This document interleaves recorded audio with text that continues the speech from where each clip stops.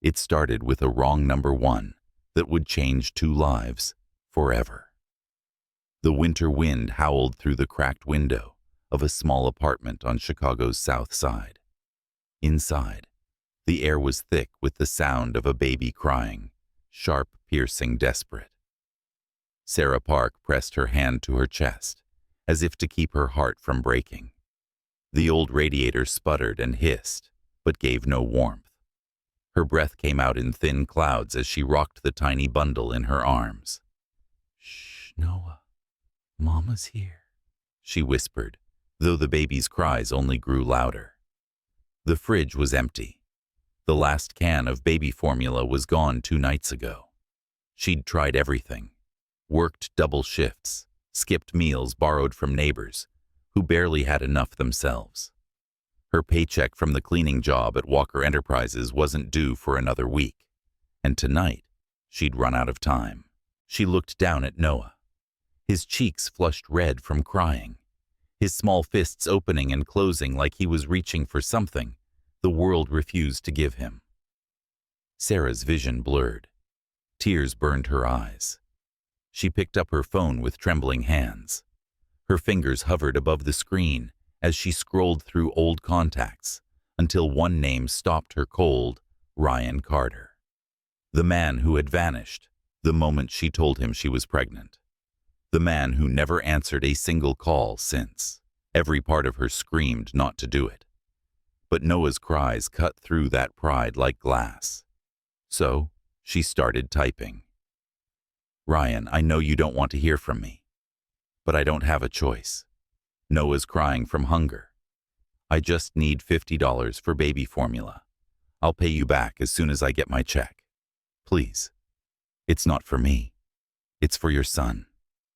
Her thumb hovered over the send button for a long, trembling second, and then she pressed it. A moment of silence, then panic. Her eyes darted to the screen, and her stomach dropped. The number. It wasn't Ryan's. She'd mistyped 1 digit. "Oh God, no," she whispered. She tried to delete it, but the 2 blue check marks appeared almost instantly. Seen. Her pulse spiked. Maybe the person wouldn't answer. Maybe they'd just ignore it. Maybe. Her phone buzzed. "I think you sent this to the wrong number." Sarah's heart slammed against her ribs. Her thumbs flew over the screen. "I'm so sorry. Please ignore that. It was a mistake." She pressed send, praying that would end it. But another message arrived seconds later. "Do you really need formula for your baby?" Her breath caught. She looked at Noah, still whimpering softly, his little lips trembling. "It's fine. Please don't worry. I'll figure it out. I'm sorry for bothering you." She hit send and locked the phone, pressing it against her chest. Shame, exhaustion, and fear tangled inside her. She didn't want pity. She just wanted to survive. Then one more buzz. "Give me your address. I'll bring the formula myself." Her first instinct was disbelief. Then came fear. Who was this? Some stranger, a scammer, a joke. "No, please, you don't have to. I can't accept that. It was a mistake. Send me your address. Now." The message was short, firm, commanding. The kind of tone people used when they expected to be obeyed. Her pride screamed no. But Noah cried again, louder this time, his voice hoarse from hunger. The sound tore something inside her. Slowly she typed her address and hit send. 15 minutes later, a sleek black Tesla stopped in front of her worn-down brick building. It didn't belong there. Not in this part of Chicago, not on this street where the snow turned gray from exhaust, and hope was a luxury. From the car stepped a tall man in a charcoal overcoat. His posture was straight, confident. 2 men in dark suits followed him, carrying bags. Sarah's breath hitched. Her reflection in the cracked window looked like a ghost. Her knees shook as she walked to the door. The doorbell rang, a deep, resonant sound that didn't fit this place. She opened the door just a little, her voice barely a whisper. "You're Richard Walker." His voice was calm, deep, steady. His eyes ice blue met hers, and something flickered there. Recognition, Eddie, no. Something else. She blinked in disbelief. Everyone in Chicago knew that name. Richard Walker, the billionaire CEO of Walker Enterprises, the man whose company's logo shone from the tallest glass tower downtown. Her company, the one whose floors she scrubbed every night after everyone went home. He held up the bags. "I brought milk, diapers, some clothes. Thought these might help." Sarah stood frozen, unable to speak. She took the bags in silence, her fingers brushing his gloved hand for a second, cold against warm. I don't know what to say." "Say thank you," he replied gently, a faint smile ghosting across his lips. Noah's cries echoed from the back room. Richard glanced past her into the small apartment, bare walls, a worn couch, a makeshift crib made from an old laundry basket lined with blankets. His expression softened. "May I come in?" For a second she hesitated. Letting a billionaire into her world felt like stepping into a dream she didn't belong to. But something about his tone, quiet, sincere, made her nod. "Yes, please." He stepped inside, the faint scent of his cologne, clean, crisp, expensive, cutting through the musty air. He looked around without judgment, only curiosity, maybe even a trace of sadness. "You work at Walker Enterprises?" he asked, his gaze landing on the uniform hanging near the door. "Yes, 2 weeks now. Night shift." His eyebrows lifted. "That's quite a coincidence." He gave a small, thoughtful nod. "Well, I suppose I should know my employees better." She laughed nervously.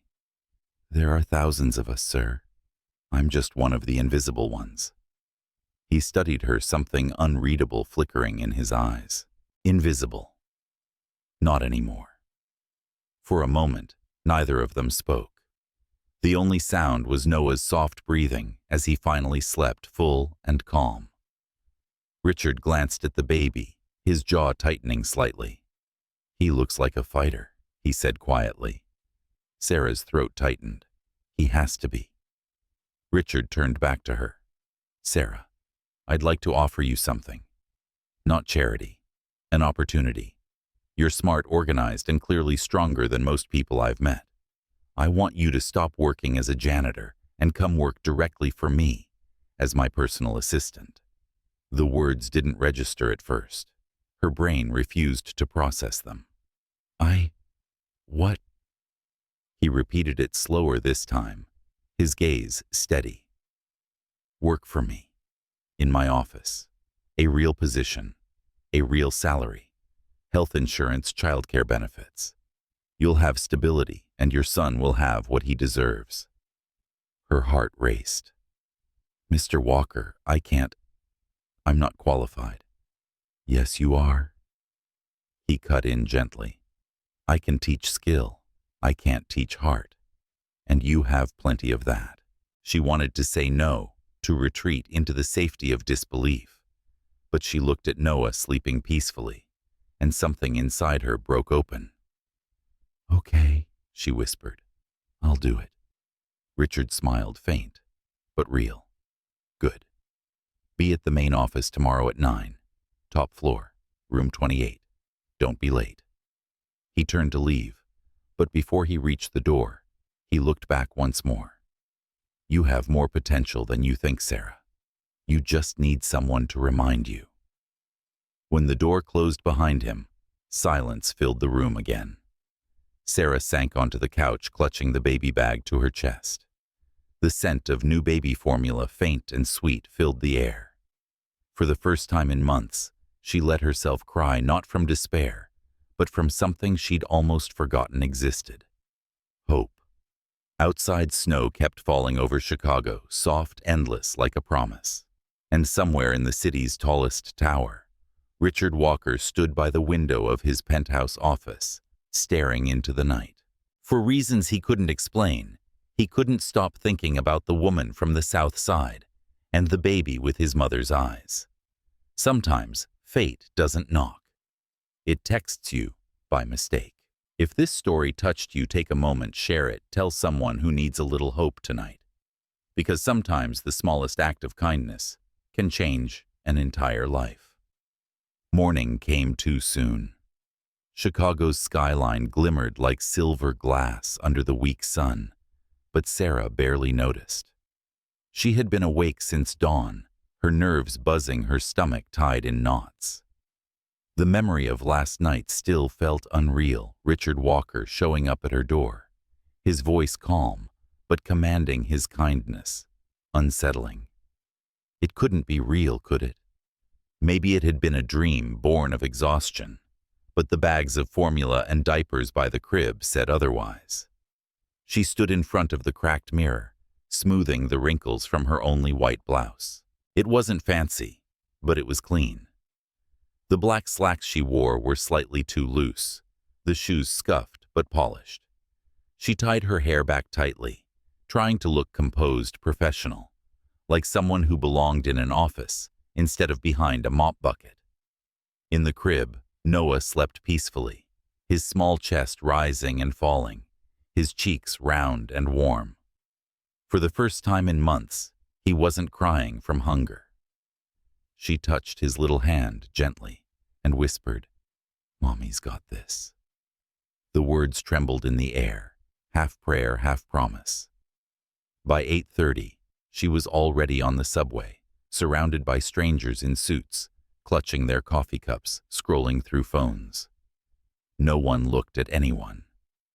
Sarah kept her gaze low, but her reflection in the window caught her off guard. A young woman with tired eyes, but something new behind them. Something like courage. When the train emerged above ground near the loop, the morning light hit the skyscrapers like fire. She stepped out, her heart pounding, as she stared up at the building that seemed to pierce the clouds, Walker Enterprises spelled in bold steel letters across the glass facade. Inside, everything gleamed: marble floors, glass elevators, people moving with purpose. The air smelled like espresso and ambition. She walked up to the front desk, forcing a smile. "Good morning, I'm Sarah Park. Mr. Walker asked me to meet him at 9. The receptionist, a sleek woman in a navy blazer, glanced up. Her polite smile faltered for just a second when she saw Sarah's clothes, but she quickly recovered, typing on her keyboard. "Yes, Miss Park. Top floor, room 28. Elevator number 3. "Thank you," Sarah said quietly. As the elevator rose, she caught her reflection in the mirrored wall again. She straightened her shoulders. The higher she went, the more her stomach twisted. The 60th floor felt like another world, the air colder, quieter, the view outside a blur of snow and sky. She stopped in front of a dark wooden door with a brass plate president, Richard Walker. For a second, she almost turned back. But then his voice came from the other side. "Come in." She pushed the door open. Richard was standing by the window, his back to her, dressed in a tailored gray suit. Morning light haloed his profile as he turned, and for a moment, she forgot how to breathe. He smiled faintly. "Right on time. I like that." "I didn't want to be late," she said softly. "Good. Punctuality's a rare thing these days." He motioned to the chair opposite his desk. She sat carefully, clasping her hands in her lap to stop them from shaking. The room was vast, modern furniture, dark wood, framed photographs of Chicago at night. Everything about it felt expensive, deliberate, and painfully out of her league. Richard sat across from her, his gaze steady but not unkind. "First of all," he said, "I know yesterday was unusual. You probably have 100 questions." Sarah gave a nervous laugh. "A few thousand, maybe. Then I'll start with the most important. You don't owe me anything. You don't have to be afraid this is some sort of obligation. I wasn't. Yes, you were. His tone softened. But I meant what I said. You have potential, and I don't believe in wasting it. I want you to assist me directly. You'll be trained, paid properly, and treated as part of my team. Understand? She nodded slowly, still unsure if this was real. Why me, Mr. Walker? You don't even know me. He leaned back slightly, his expression thoughtful. Because I've seen hundreds of people with degrees, fancy resumes, perfect manners, and no soul behind their words. But you looked desperate, exhausted, and still managed to stand straight and thank me. That's strength. Her throat tightened. It didn't feel like strength last night. Then maybe that's what real strength looks like, he said simply. He handed her a sleek black tablet. Your first task, help me organize my schedule for the week. Don't worry about making mistakes. You'll learn as you go. Sarah took it carefully, staring at the glowing screen like it was a portal to another universe.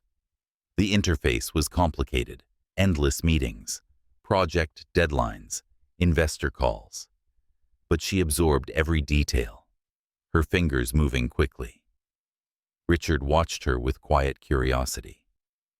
There was something captivating about the way she focused, as if the rest of the world ceased to exist when she worked. He'd seen executives freeze under pressure, but not her. She adapted. Fast.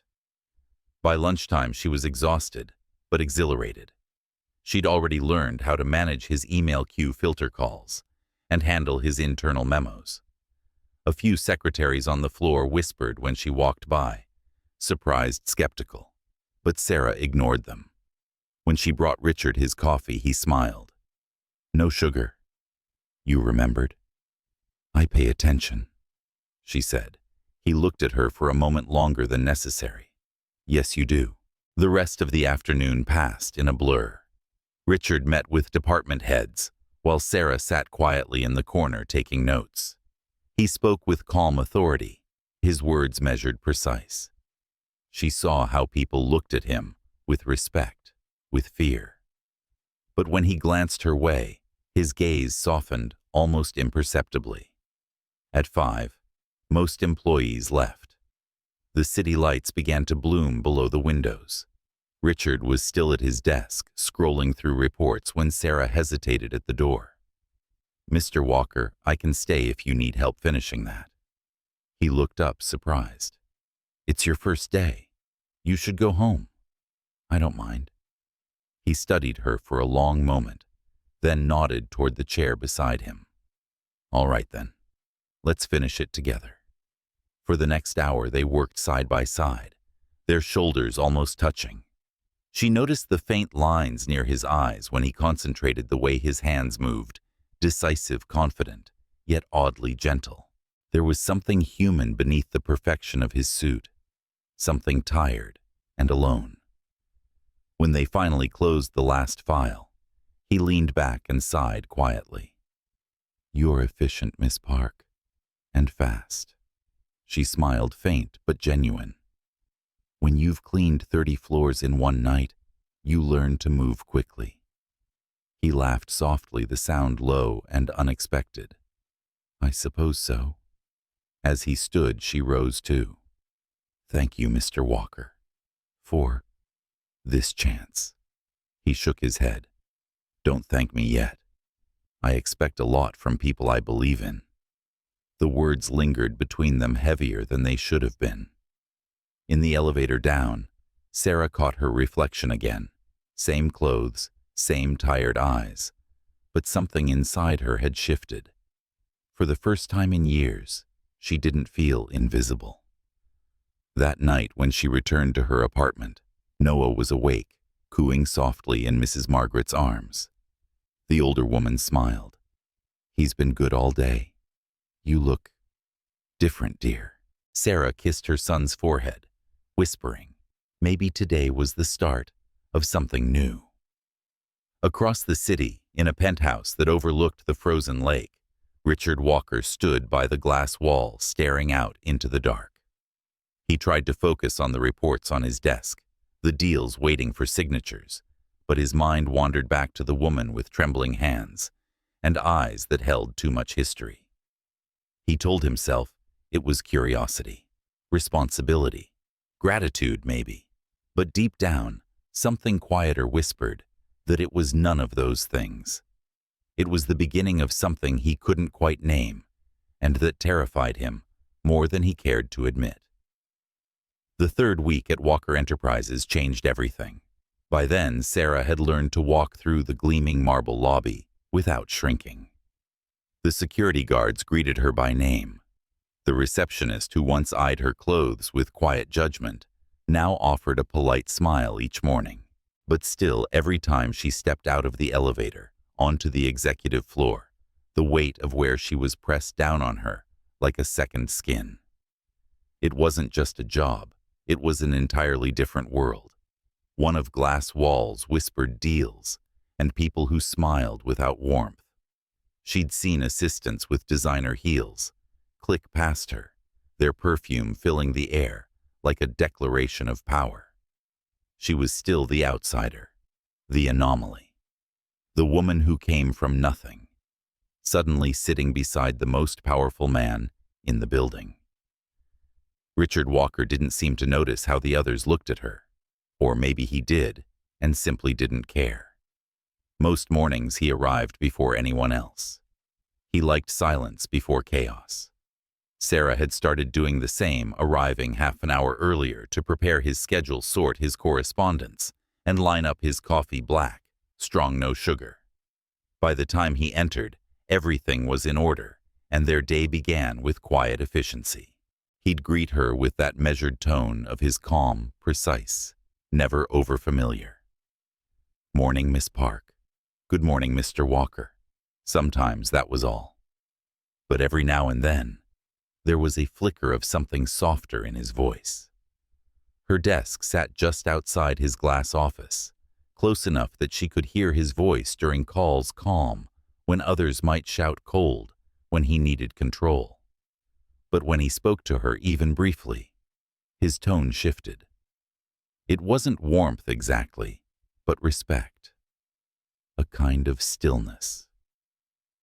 One Thursday morning, as the city outside groaned under gray skies, Sarah was typing up a revised itinerary when his door opened.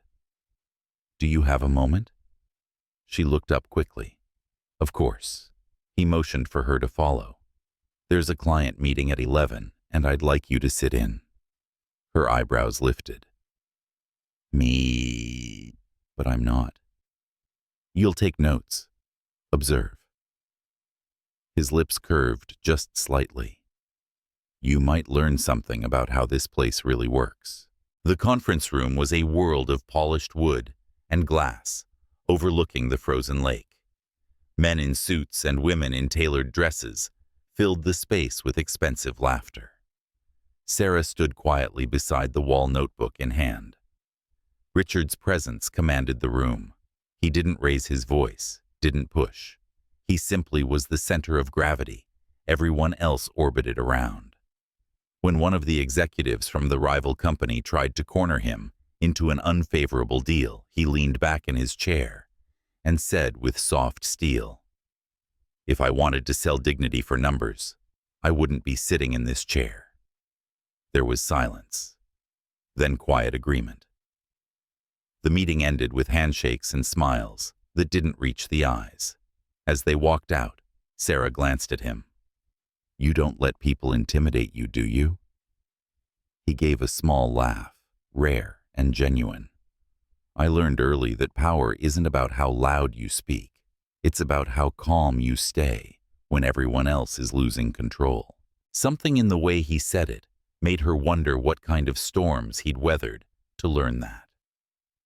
That afternoon, the first crack in the smooth rhythm of her days appeared.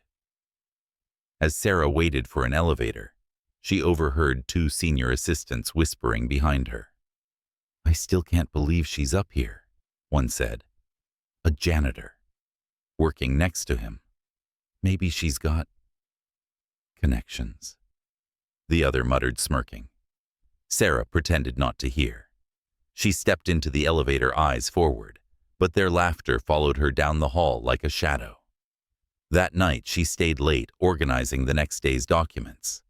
The office was empty except for her and the hum of the city beyond the windows. When she finally stood to leave, Richard's door opened. "You're still here," he said, voice low. "I wanted to make sure everything was ready for tomorrow." He leaned against the doorway, watching her for a moment. "You don't have to prove yourself every night, Sarah." She smiled, faintly tired. "I'm not trying to prove anything. I just can't afford to fail." His gaze softened. "You won't." He walked closer, placing a file on her desk. "These are for tomorrow's board review. Go home. Get some rest. You'll need it." As he turned to leave, she noticed the exhaustion on his face, the kind that no amount of money could erase. "Do you ever rest, Mr. Walker?" she asked gently. He paused, his hand on the doorframe. For a heartbeat, he looked almost startled by the question. "Not as often as I should," he admitted. Then more quietly, "Good night, Sarah." That weekend, Sarah took Noah to the park. The air was crisp sunlight glinting off patches of melting snow. She sat on a bench watching her son kick at the grass when her phone buzzed. It was an email from Richard. Subject: Monday agenda. "Thank you for your work this week." The board was impressed. "I hope you're taking the weekend to breathe. RW." It wasn't much, just a line, but she read it 3 times, unable to hide the small, unguarded smile that spread across her face. Monday came, and the rhythm resumed, but something had shifted. Richard began involving her in more tasks, summarizing contracts, preparing reports, sitting in on meetings. He'd ask her opinion, sometimes casually, as if testing her insight. And every time she answered, she saw the faintest spark of approval in his eyes. One evening, after a long day of negotiations, Richard loosened his tie and leaned against his desk. "You're surprisingly perceptive," he said. "You read people well." She shrugged lightly. "When you've spent years cleaning rooms after people leave, you learn a lot about what they're really like." That made him laugh quietly. That might be the most honest thing anyone said to me all week. She hesitated before speaking again. "Why do you do it?" He looked at her. "Do what work this hard, stay this late. You already have everything." For a moment he didn't answer. Then he said softly, "When you grow up with nothing, having everything doesn't feel like enough. You keep chasing something, maybe to prove you deserve it. Maybe because stopping means realizing you're still alone." The words hung between them, raw and unexpected. Sarah didn't know what to say, so she didn't. She simply looked at him, really looked, and something unspoken passed between them. Days turned into weeks, and the distance between them began to blur. The formality of Mr. Walker softened. Sometimes she caught him watching her when he thought she wasn't looking. Once, while showing her how to use the company's secure system, his hand brushed hers. It was an accident, barely a second, but it left a pulse in the air neither of them could ignore. That night, as she closed her laptop at home, Sarah caught her reflection in the window, the city glowing behind her. She didn't recognize the woman staring back. This version of herself stood taller, looked steadier, no longer weighed down by shame. But beneath that strength was something dangerous, something that felt like longing. Richard in his penthouse office couldn't shake the same feeling. He tried to bury it under work, under meetings and numbers. But every time he closed his eyes, he saw her, her hands moving over his desk, her quiet focus, her laugh that slipped through his walls without permission. He told himself it was admiration, gratitude, maybe even friendship. But he wasn't blind to the truth. The line between professionalism and something deeper was thinning, and one day soon it would break. It happened on an ordinary Tuesday afternoon, the kind that carried no warning, no storm on the horizon. Yet by nightfall, Sarah's world would crack open again. The day began like any other at Walker Enterprises. Meetings, calls, the quiet hum of computers beneath the glass ceiling. Sarah moved through her tasks with precision, answering messages, scheduling appointments, learning how to anticipate Richard's needs before he spoke them. There was rhythm now between them, something effortless, something almost dangerous in its comfort. At noon, she went downstairs to grab a coffee. The city outside was alive with the pulse of winter sunlight and the echo of street vendors shouting on Monroe Street. She was just leaving the cafe when a familiar voice froze her mid-step. Sarah. She turned slowly. The sound was one she'd hoped never to hear again. Ryan Carter stood on the corner, hands stuffed into his coat pockets, the same lopsided grin she used to find charming, now hollow brittle. His hair was longer, his eyes tired, and though the world around them had changed, his arrogance hadn't aged a day. For a second, her breath caught in her throat. "What are you doing here?" He took a step closer, smirking. "You're hard to find these days." "New job, huh? Fancy office downtown. You've upgraded." She stiffened. "Don't follow me, Ryan." "Relax," he said, raising his hands. "I just want to see my son." The word struck her like a slap. "You lost that right the day you walked out." His smile vanished, replaced by a flicker of resentment. "Don't act like you're perfect. You think working for some rich guy makes you better than me? I saw that Tesla parked outside your building last week. Let me guess your new boss." Sarah's heart pounded. "That's none of your business." Ryan leaned in, voice lowering. "Everything that touches my kid is my business. Maybe the court should hear about how cozy you are with your boss." Her hands clenched. "If you come near Noah, I'll call the police." He chuckled softly. "You wouldn't do that. You're not the type." His eyes flicked over her clothes, the badge clipped to her coat. "But you are the type who'd pay to make problems disappear." Sarah stared, stunned. "Are you trying to extort me?" He tilted his head. "Call it a trade. $5,000 and I stay out of your life and Noah's." She took a step back, her voice trembling. "You disgust me." But he only smiled, slipping his hands into his pockets again. "Think about it, sweetheart. You've got a nice setup now. Don't let it all fall apart." Then he walked away, whistling as if the past 4 years hadn't meant a thing. The sound haunted her all the way back to the office. By the time she reached the top floor, her legs felt heavy. She sank into her chair, trying to focus on the screen, but her mind replayed every word, every smirk. When Richard emerged from his office, he paused at the sight of her face. "Sarah." She looked up, startled. "Oh, sorry, I was just—" "You're pale," he said, stepping closer. "What happened?" "Nothing," she lied quickly. "I just didn't sleep well." He didn't believe her. She could tell by the way his eyes narrowed, scanning her expression like he was reading a page. "Don't do that," he said quietly. "Do what hide." His tone softened. "Talk to me." She hesitated. Something in his voice, calm but insistent, broke through her defenses. She took a slow breath. "I ran into someone. My son's father." His jaw tightened almost imperceptibly. "And he wants money. He said he'll disappear if I pay him." Silence stretched between them, broken only by the faint hum of the city below. Then Richard's voice dropped cold and controlled. "What's his name?" She blinked. "You don't have to." I asked his name. "Sarah." Ryan Carter, she whispered. Richard's expression darkened, a muscle twitching in his jaw. Did he threaten you? She swallowed hard.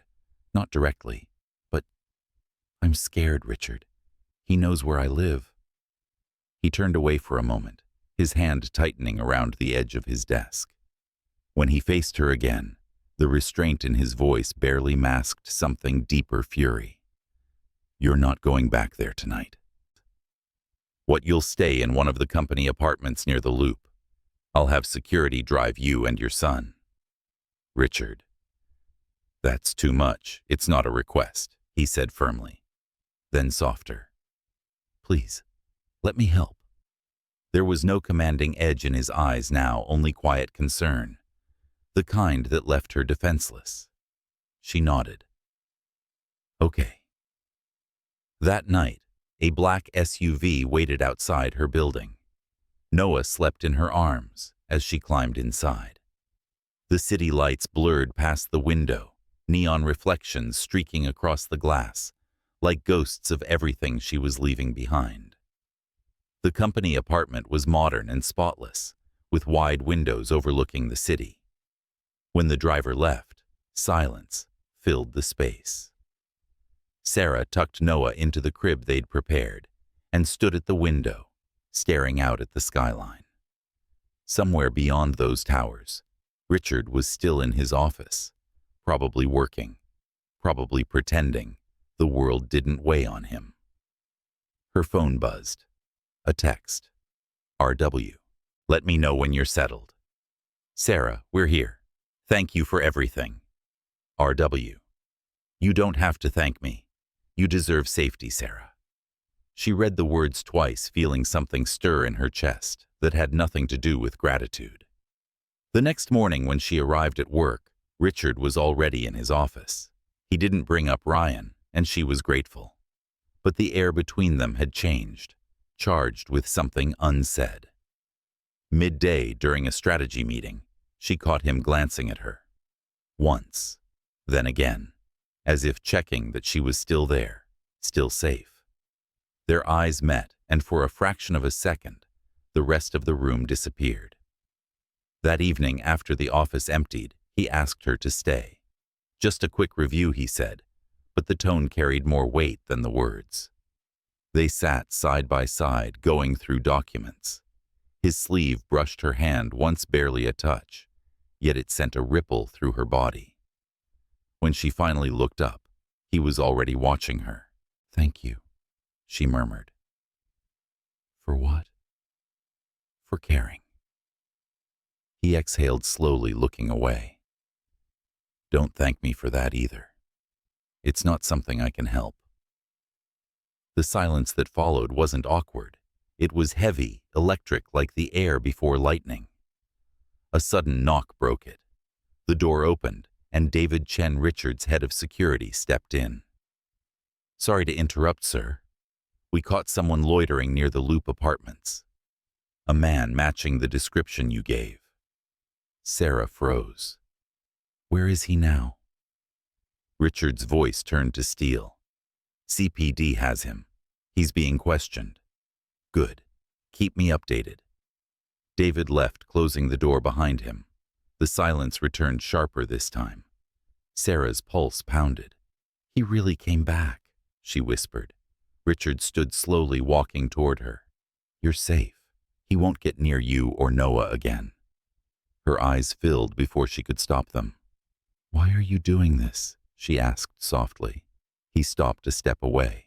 Because someone should have protected you a long time ago. Something broke inside her. Then, not fear, but the fragile wall she'd built around her heart. Before she could think, she reached out, fingers brushing his sleeve. He didn't move away.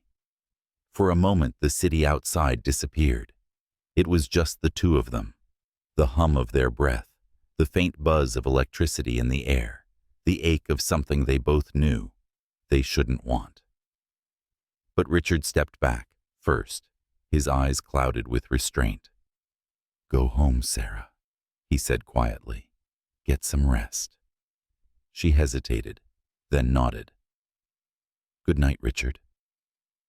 He watched her leave his reflection in the glass window, flickering against the night skyline. When the elevator doors closed behind her, he pressed his palms to the cold glass and whispered to no one, "I can't protect her if I cross that line."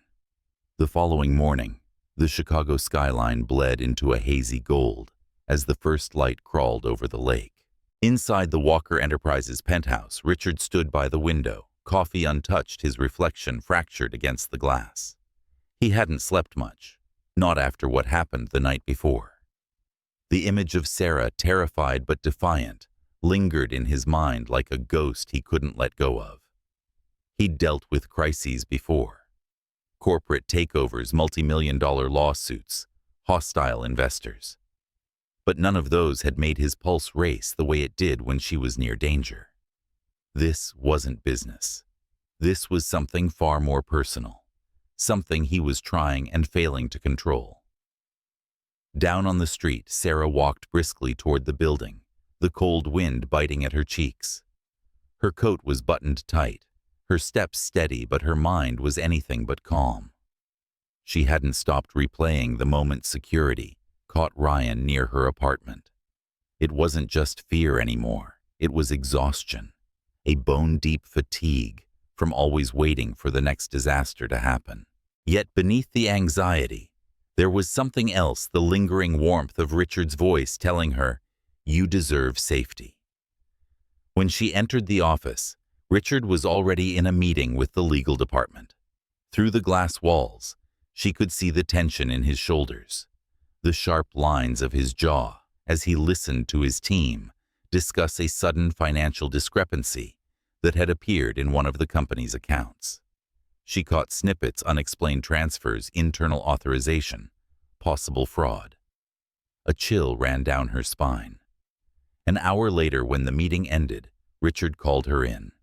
His voice was low-controlled, but there was a fire behind it. "Sarah, I need you to go through these reports, every transaction from the last quarter. Look for inconsistencies, even small ones."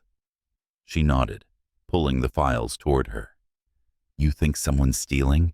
I think someone's trying to bury something," he said grimly. "And whoever it is, they're good." For the next few hours, the two of them worked side by side, scanning columns of numbers, tracing invoices, cross-checking accounts. It wasn't glamorous work. It was methodical, exhausting, but Sarah's sharp eye caught things the accountants had missed. Tiny discrepancies, dates that didn't align, supplier names that didn't exist. At one point, she looked up and said softly, "Richard, this vendor, Carter Logistics. It doesn't match any of our registered partners." The pen in his hand stopped mid-motion. "What did you say?" "Carter Logistics," she repeated. "It's been paid 4 times in the past 6 months. Small amounts, less than 10,000 each, but the pattern's strange. And it's always approved under the same authorization code." He took the document from her, his expression darkening as he read. "This code belongs to William Carter, my CFO." Sarah's stomach tightened. "Carter?" "Yes," Richard said quietly, setting the paper down. "He's also my former business partner." Something in his tone made her look closer. "Former. We've been friends since college," he admitted, leaning back. "He helped me build this company from nothing. But lately, I've had doubts. There were signs, whispers about side deals. I ignored them." He exhaled, frustrated. "That was a mistake." Sarah hesitated. "You think he might be connected to Ryan?" The question hung in the air like smoke. Richard didn't answer immediately. His eyes narrowed as he stared at the papers, and for the first time, she saw a shadow of something deeper: betrayal. Maybe. And if he is, we're not just dealing with theft anymore. We're dealing with blackmail. That night, after the offices emptied and the lights dimmed, Sarah stayed behind, scanning more records. The glow from her monitor reflected in her tired eyes. She was halfway through another spreadsheet when she felt someone watching her. She turned and found Richard, standing at the doorway, his tie loosened, his expression unreadable. "You shouldn't be here this late," he said. "Neither should you," she replied with a faint smile. He walked closer, the faint scent of cedar and cologne following him. "You've done enough for today. Go home, Sarah." She hesitated, fingers hovering over the keyboard. "Richard, if this really is what it looks like, you could lose everything." "I've lost worse," he said quietly. "Money, power, they come and go. But trust." He paused, eyes darkening. "When someone breaks that, it's hard to come back from it." Sarah studied him, the lines of exhaustion carved into his face, the rare vulnerability in his voice. "You're not alone in this." He met her gaze, and for a heartbeat, the air shifted between them, charged, fragile, dangerously close to something they both understood but couldn't name. The next morning, the company was buzzing. News had leaked an anonymous report accusing Richard of authorizing fraudulent payments himself. The board was calling for an internal investigation. Sarah watched the chaos unfold from her desk as whispers rippled through the hallways. By noon, the story had already reached the media. When she entered Richard's office, he was pacing, phone pressed to his ear. "I don't care what the headlines say," he snapped. "Get my statement out by 5. No comment until I review it." He hung up, exhaling sharply. "They're framing me." She stepped closer. "Richard, I think I can help." "How?" She took a deep breath.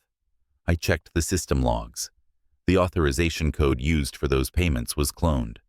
The access timestamps don't match your login sessions." He stared at her, hope flickering for the first time in hours. "You're saying they forged my credentials?" "Yes, and whoever did it had high-level clearance."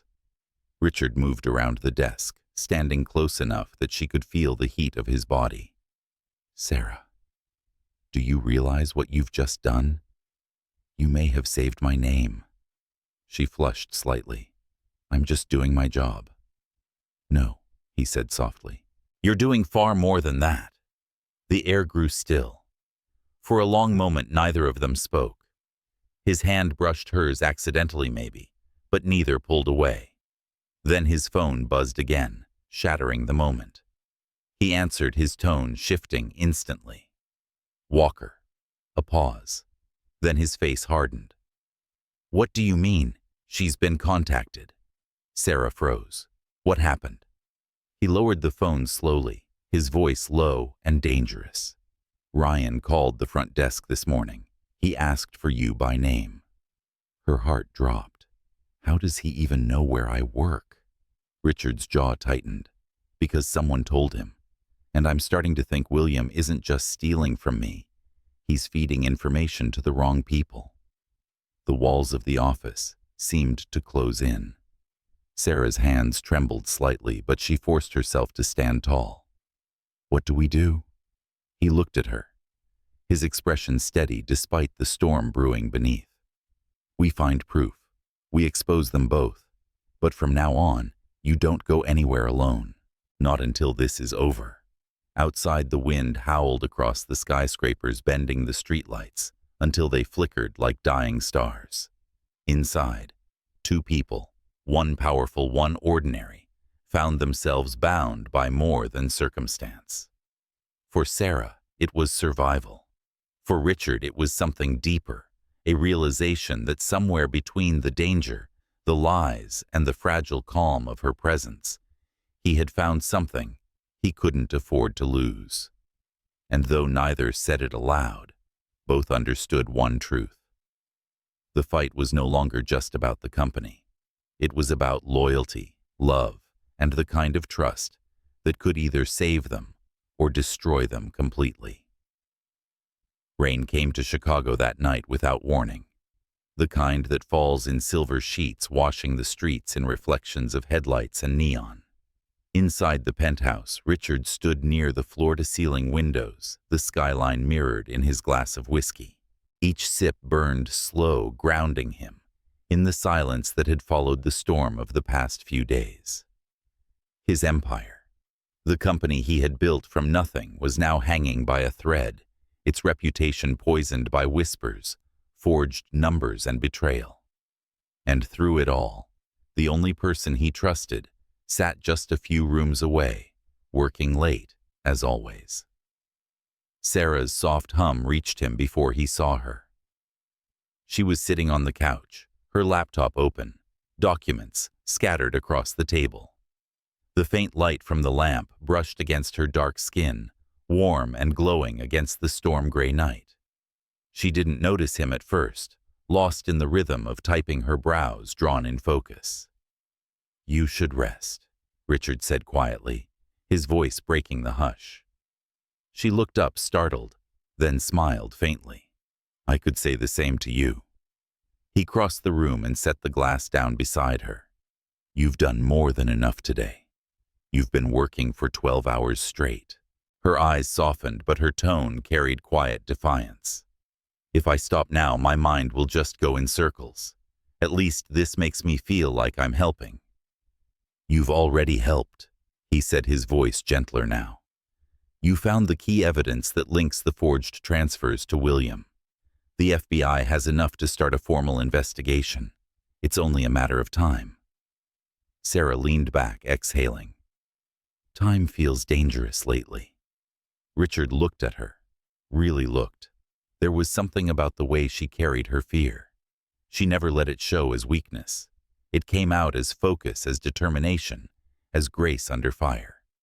He envied that strength. The silence between them stretched, filled with the sound of rain tapping the windows. Then, unexpectedly, she asked, "Do you ever wonder if it's worth it? All of this? The power, the money, the endless fights?" He tilted his head, surprised. "Every day," he admitted. "But I've never had the luxury of stopping." "Luxury?" she echoed, raising an eyebrow. He smiled faintly, though it didn't reach his eyes. "When you grow up with nothing, success becomes survival. You stop chasing dreams and start running from failure." Sarah's expression softened. "You sound like someone who's tired of running." He looked down at the city lights below his reflection, shimmering beside hers. "Maybe I am." They sat like that for a long time, two people from different worlds, sharing the same quiet storm. Then her phone buzzed on the table. The sound made her flinch. She picked it up, glanced at the screen, and froze. Richard noticed instantly. "Who is it?" Her lips parted, but no words came. The message glared back from an unknown number. "Did you really think I'd disappear that easily? You and your new boyfriend look good together on the news." Her breath caught. "It's him," she whispered. Richard took the phone, his expression darkening as he read. The color drained from his face, replaced by a cold fury. "Ryan." More messages appeared, one after another. "Tell your boss. I've got something he'll want to see. Meet me tomorrow, or I'll show everyone what you've both been hiding." Sarah's voice trembled. "What is he talking about?" Richard's jaw tightened. He's bluffing. But deep down he wasn't sure. There were too many angles, too many ways William and Ryan could twist the truth. If Ryan had photos, if he'd been following them, it could destroy not just the investigation, but her life too. He turned to her, eyes burning with resolve. "You're not meeting him. I'll handle it." "No," she said sharply. "He's after me. If I hide behind you, he'll just keep coming. I can't live like that." "Sarah." "I'm not asking," she cut in. "You taught me not to run from fear. Let me face it." For a moment he stared at her, caught between admiration and frustration. Then he sighed, running a hand through his hair. "If you're meeting him, I'm going with you. No arguments." Her gaze softened. "I wasn't planning to argue."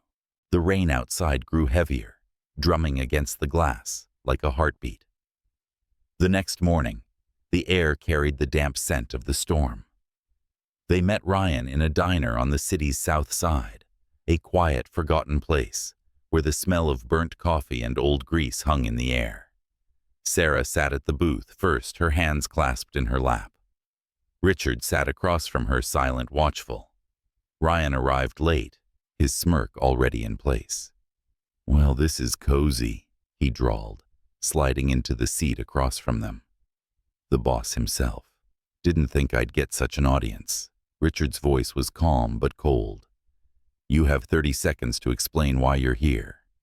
Ryan chuckled, tapping the table with his finger. "You really don't get it, do you? You two made this too easy. I've got pictures. You and her late nights, cozy dinners, private meetings. You think the press won't eat that up? CEO saves his janitor, falls in love, promotes her overnight. Sounds like a scandal to me." Sarah's heart pounded. "You followed me?" Ryan leaned back, shrugging. "Followed, investigated, same thing.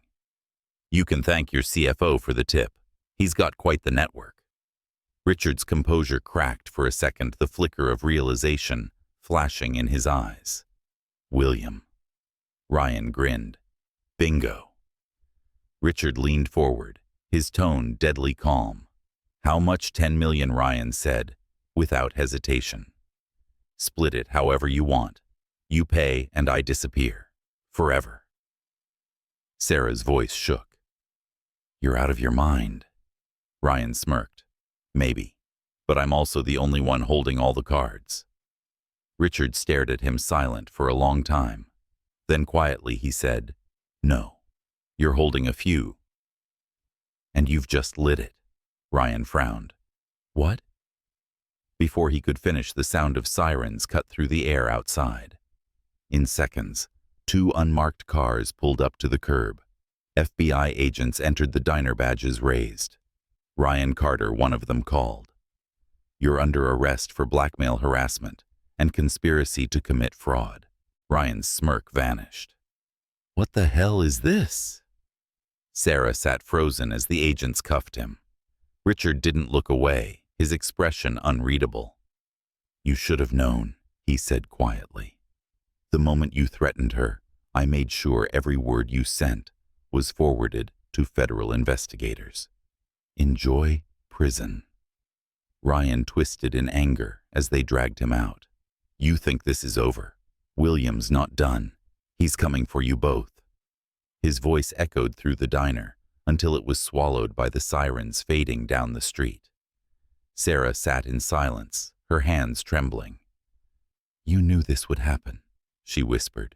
Richard finally exhaled, the weight of the past weeks heavy on his shoulders. "I hoped it would," he said softly, "but it doesn't feel like winning." She looked at him, really looked. The lines of exhaustion around his eyes, the quiet strength beneath the tension. "You protected me again," she murmured. He shook his head. "You protected us. You stood your ground." The words hung between them, heavier than the rain, more fragile than hope. When they left the diner, the storm had passed. The city glistened under pale sunlight, and for a fleeting moment, it almost felt like peace. But deep down, both of them knew this wasn't the end. William was still out there somewhere, in the glass towers and shadows of the city, watching, waiting. And though neither said it, the truth was clear. The next storm would not just test their loyalty, it would test their hearts. The city was unnervingly quiet that night, the kind of silence that comes only after chaos, when the sirens fade and the rain has rinsed away every trace of what came before. But for Richard Walker, there was no such thing as calm anymore. The storm had simply gone underground. He stood in the corner of his office, the blinds drawn halfway, the skyline glittering in the distance like 1,000 secrets waiting to be told. Ryan was gone, locked away, silenced, but the name that still haunted him was William Carter, his former partner, his brother in all but blood, the man who had helped build Walker Enterprises and then tried to burn it down from within. The FBI had enough to keep the investigation alive, but William was nowhere to be found. His accounts were frozen, his mansion empty.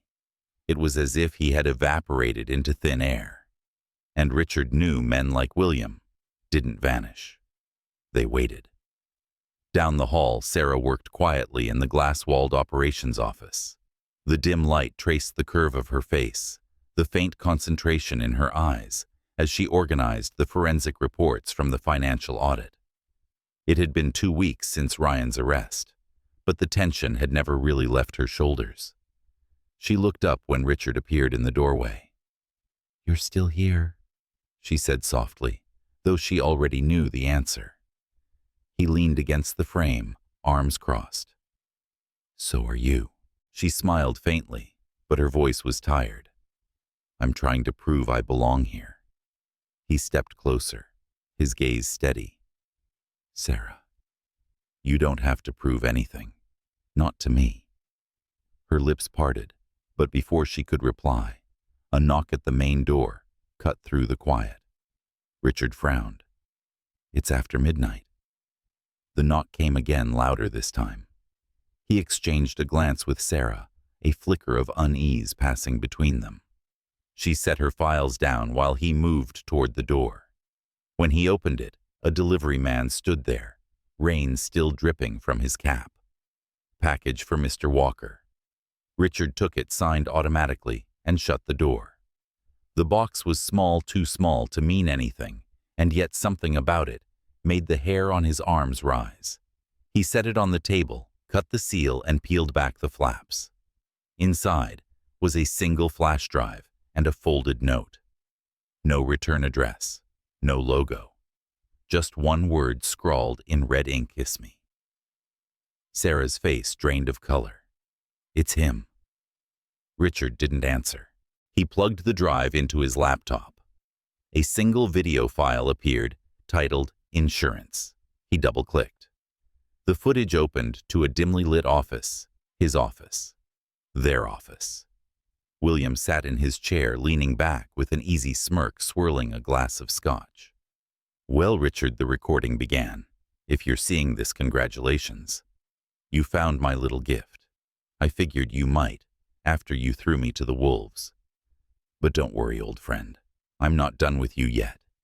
You see, every man in power has a weakness, and I found yours." He leaned forward, eyes gleaming. "Her name is Sarah." Sarah's heart stopped. Richard's hands clenched into fists. William's voice continued, casual and venomous. "Did you really think no one would notice?" The janitor turned, executive assistant, the late nights. The stolen glances: "The company will eat you alive when they find out. And when they do, I'll be there to watch." The video cut to black. Sarah took a step back, her pulse hammering. He's trying to destroy you. To destroy us." Richard exhaled slowly, fighting the rage that boiled beneath his skin. He's bluffing. The board already knows about the investigation. They won't believe him. "Maybe not," she said quietly, "but the press will." He looked at her, then really looked. The fear behind her calm voice, the way her fingers trembled ever so slightly. It wasn't just his reputation at stake anymore. It was hers. By morning, the first leak had hit social media. Photos, grainy but unmistakable, of Richard and Sarah in the office, late at night, her hand brushing his shoulder, his gaze soft, in a way no CEO should ever look at an employee. The story spread like wildfire. CEO Richard Walker caught in scandal, with assistant amid fraud investigation. Within hours, the board demanded an emergency meeting. Richard sat at the long mahogany table, surrounded by faces that once smiled at him and now looked at him with suspicion. The chairman, a gray-haired man named Graham Pierce, leaned forward. "Richard, you've been an asset to this company for years. But this is different. The optics are catastrophic." Richard's voice was steady, but every word was a blade. The story is fake. William Carter is behind it. He forged transactions, planted evidence, and now he's using fabricated rumors to destabilize us. Graham sighed. Whether or not it's true doesn't matter right now. The shareholders are in a panic. We need to act. Richard's jaw tightened. Act how? Step down, Graham said quietly. Temporarily.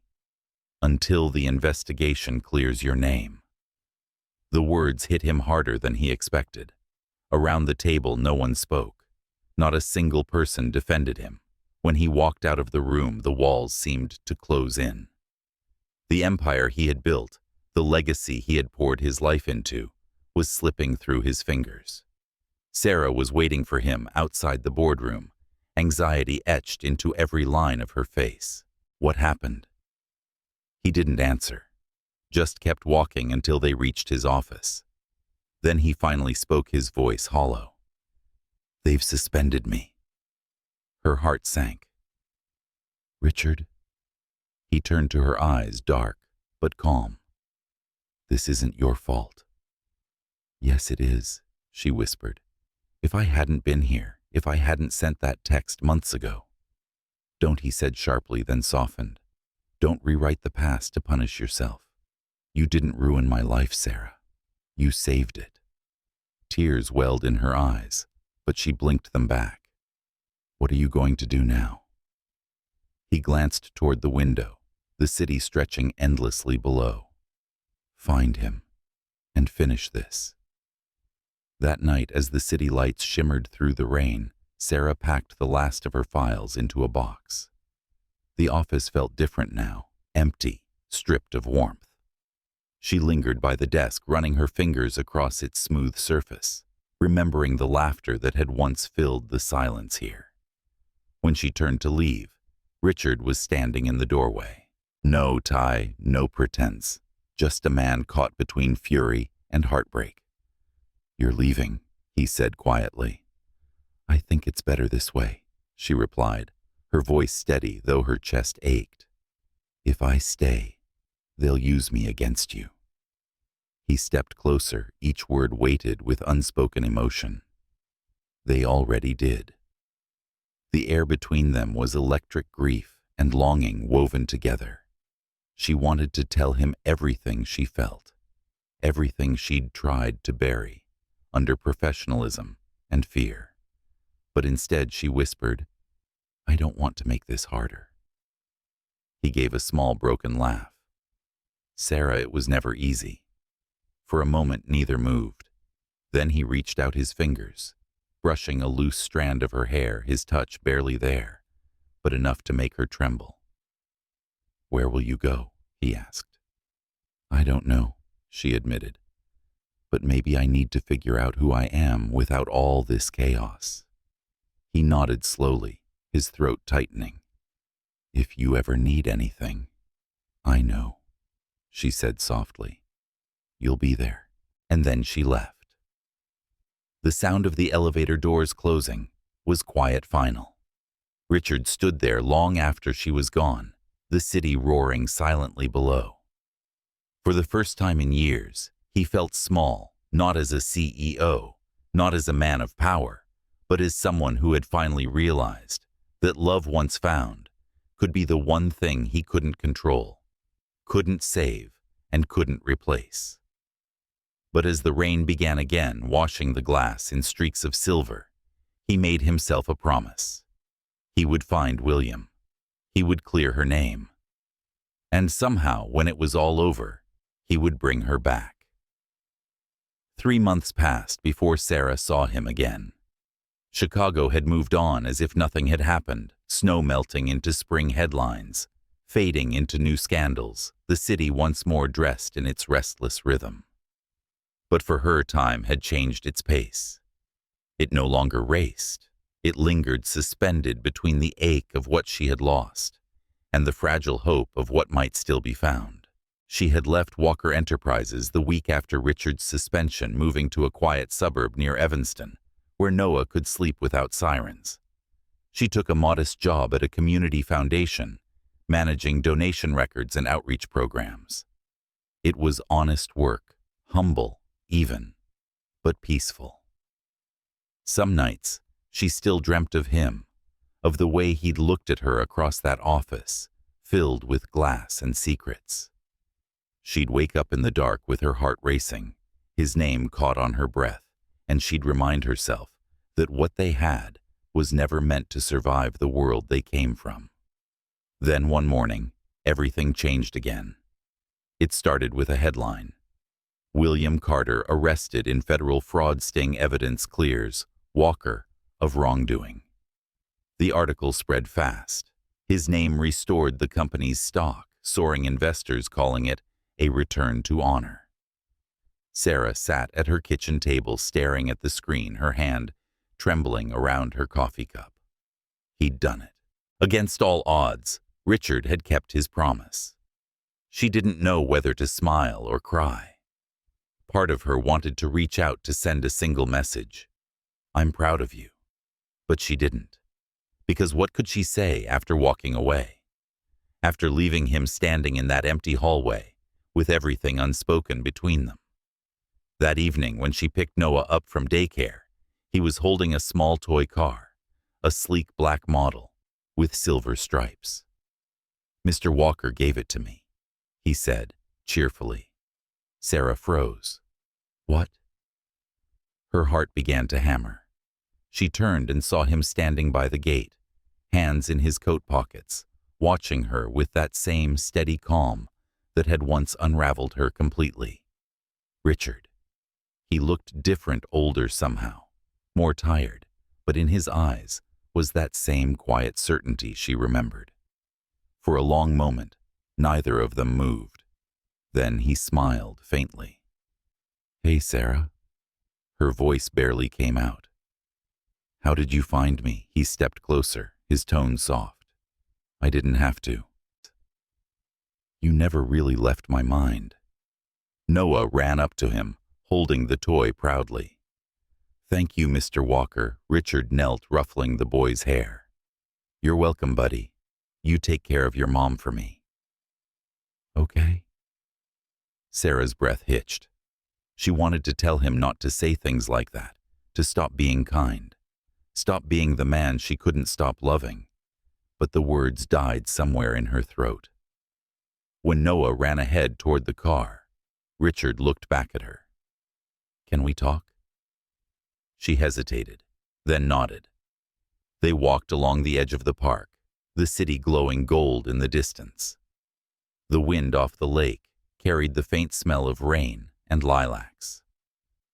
"I heard about William," she said finally. He nodded. "The FBI caught him in Miami.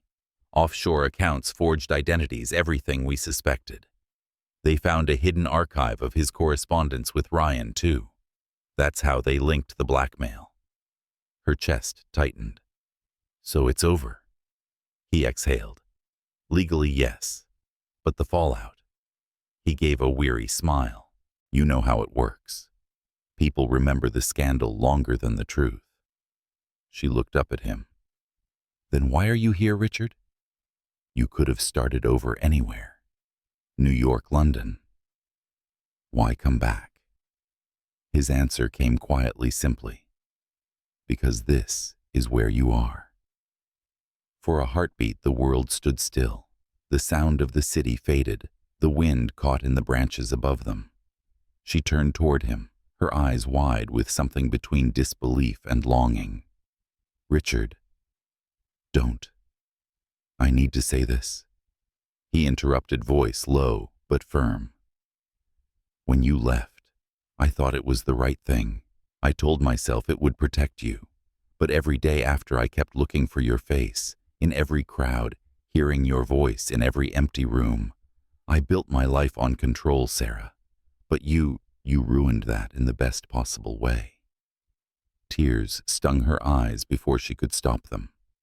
"You don't have to say this." "I do," he said. "Because the truth is, I didn't fight to clear my name for the company. I did it for you, for us." She looked down, her voice trembling. There is no us, Richard. Not anymore. We're from different worlds. You know that. He stepped closer, his gaze never leaving hers, maybe. But I've learned something, Sarah. It's not the world that decides who we belong to. It's the heart. The simplicity of it undid her. Every wall she'd built since leaving him cracked open all at once. The fear, the guilt, the longing, it all rose to the surface. He reached out, brushing away a tear, with the gentlest touch, like he was afraid she might vanish if he pushed too hard. I didn't come here to ask for forgiveness, he said. I came here to ask if you still feel what I feel. Her lips parted, but no sound came out. He smiled faintly. That's answer enough. The sun dipped lower, streaking the sky in hues of rose and gold. Noah's laughter echoed in the distance, chasing the shadows away. Sarah finally whispered, I never stopped, Richard. I tried to. God, I tried so hard. But every time I thought I'd moved on, something would remind me. Your voice, your cologne, the way you said my name like it mattered. He closed his eyes for a moment, as if absorbing the weight of her words. When he opened them, there was peace there, quiet, steady, certain. He took her hand, fingers intertwining like they'd always belonged that way. Then let's stop running. She let out a shaky breath, a smile breaking through the tears. What now? He looked out over the lake, the city lights shimmering on the water. Now, he said, we build something that isn't made of power or fear, something real. Weeks passed, and for once peace didn't feel temporary. Richard returned to the company not as a man reclaiming his throne, but as someone who had learned humility through loss.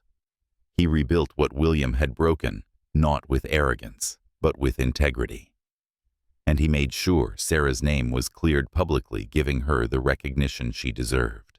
But more than that, they rebuilt their lives quietly, dinners at home, late-night talks, while Noah slept, laughter that came easily again.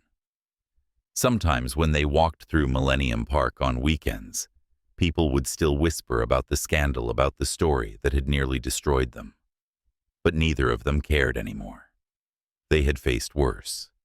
On one of those evenings, as the sky burned pink and the sound of jazz drifted from a nearby cafe, Noah tugged on Richard's sleeve.